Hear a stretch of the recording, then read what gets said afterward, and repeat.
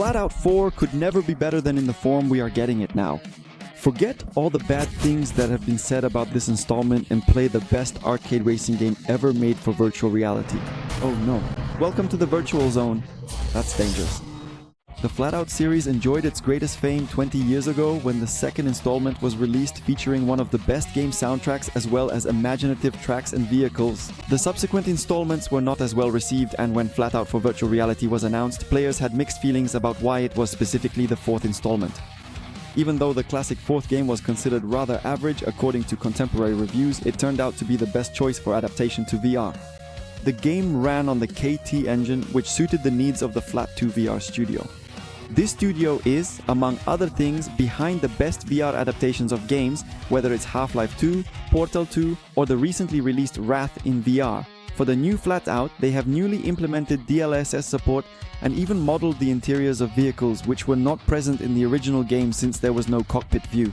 The game also allows you to switch to other camera views, such as the bumper, the hood, or from behind, but you'll get the greatest immersion right behind the wheel, even if it's without an actual steering wheel controls. Now, you might be wondering what I mean by that, but the point is that even though the game is for VR and played from a first-person perspective, it's still an arcade game, and in my opinion, those are best played with a gamepad or keyboard.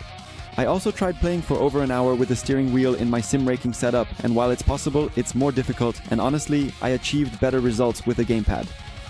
However, I didn't have any issues with the controls themselves. The game is pure arcade, and experiencing both races and derbies from a first-person perspective is something incredible. From the footage, some of you might think it's not the ideal game for VR beginners, but in reality, when you have the headset on, it doesn't feel that wild. Alright. Oh yes! Whoa, that was a crazy spin. Still, I recommend it to players who already have some experience in VR because the speed and especially the flips, which you'll witness quite often, might not be comfortable for everyone. If anyone feels nauseous, you can change the camera or, for example, turn off the camera shake when using nitro. You can replenish it by crashing into other races or by destroying the environment. Gameplay. It's simply the good old FlatOut, only with the difference that in VR it's actually better than its flat version. There are a total of 3 classes waiting for you in the campaign. Each class features different cars, and as I already mentioned, they have completely newly modeled interiors. So you can race around in an ice cream truck, a jeep, or a vintage car from the 1930s. In each class, you can participate in up to 8 championships, and by winning or crashing into enemies, you earn money for vehicle upgrades or to buy new ones. Here, I'm not sure if it's a game bug because after buying another vehicle, I expected to have the first one in my garage and be able to easily switch between them. Unfortunately, you have to buy it again, although at least the upgrades you've already made aren't included in the price, but I don't know if that's intentional or a bug. Besides championships, there are also demolition derbies and time trials. Upgrading your vehicles helps in these events, and I have to admit the feeling you get when you're in the arena against other players is incredible. You look around from your car, searching for an opponent to slam into at full speed, with nitro boosting you from behind. This takes on a whole new dimension when you play it with friends. The maps support up to 8 players, and I personally tried it out on stream with Anabox and others to see what it's really like. And if you get bored of circuits and demolition derbies, you can switch to the well-known stunt levels, where you'll play bowling, jump through flaming hoops, and so on. And you do all this with your racer, whom you catapult. An interesting feature here is that the game has a party mode, so you can pass the VR headset around with friends who come over. Still, in VR, the stuntman levels don't really deliver the same immersion as the regular levels, since they're primarily designed for a third-person perspective. Beautiful graphics and tracks. What really surprised me about FlatOut in VR is its truly stunning graphics. The game looks so good that it made me want to finish the rest of it on my Pimax Crystal Lite. Beautifully sharp with very vibrant colors and full of even the smallest details, making it one of the most visually stunning experiences in virtual reality. And on top of that, there's a great soundtrack, including Bertouf, which I used to love singing along to in the car.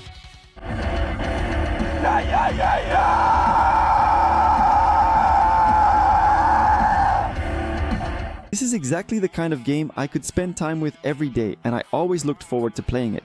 Thanks to the variety of locations, each offering 3 different weather conditions or times of day, you get to ride through snowy landscapes, logging areas, canyons, and even quarries. Moreover, each track has plenty of shortcuts that can sometimes help you close the gap, but keep in mind that taking these routes can often be more dangerous. So the game effectively offers 20 tracks, with 10 of them being playable. The thing is, you then race each track in reverse, but thanks to the destructible environments and shortcuts, even after more than 10 hours, I don't feel bored with the game. You get another 10 tracks in stunt mode and 6 more in demolition derby, so there's definitely no shortage of content. Unquestionably the best, there haven't been many arcade racing games made for virtual reality so far. Among the older and higher quality titles, we can mention Grip Combat Racing or Minimoto Racing. Those were released on Steam with VR support, and on the Quest itself, some of you might remember Grid Legends. Unfortunately, that game was only legendary in the sense that it was an incredible flop with terrible graphics and controls, and to this day I'm surprised it has 3 out of 5 stars on the Metastore. Exocar came closest to FlatOut, but in terms of gameplay it wasn't particularly interesting, plus the physics and sound significantly reduced immersion. Conclusion: FlatOut 4 VR finally shows what modern arcade racing should look like, and that's for virtual reality. Beautiful graphics, amazing gameplay, imaginative tracks, and loads of fun with friends. By the way, if you're looking for players for VR gaming, you can try joining my Discord, or sometimes we spontaneously play together on my Twitch channel. The FlatOut VR studio has once again shown that they know what they're doing. Once again, they've cooked up a fun game in their own kitchen that fits VR like a glove. From my side, there's really nothing much to criticize here. While playing, I did experience 3 game crashes. Sometimes a warning message would stay on the screen after restarting a race, or it seemed like the vehicle collided with an invisible obstacle on the road.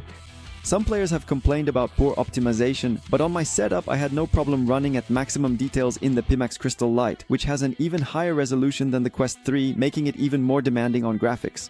With a clear conscience, I can give the new FlatOut a score of 9 out of 10.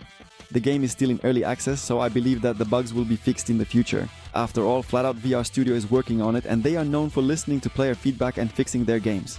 That's why even after release, we've already seen several updates improving the gaming experience, such as adding steering wheel support. If you're interested in more reviews, you can check out my VR reviews playlist here. And what about you? How do you like the new FlatOut? See you next time in another video from the virtual zone. Maybe it looks more frantic on your monitor. I don't know if this way it seems calmer to you, if it feels more relaxed, but maybe it's a bit misleading. Honestly, in VR it's not that dramatic, but I definitely wouldn't recommend it as your first VR game. Careful, oh my god, the legs! Our legs are, wow, embedded in there, lol. Well, never mind, hopefully we'll get out of the car safely. I just don't think this game is designed for a steering wheel. I don't know, yeah, if FlatOut players actually use a steering wheel.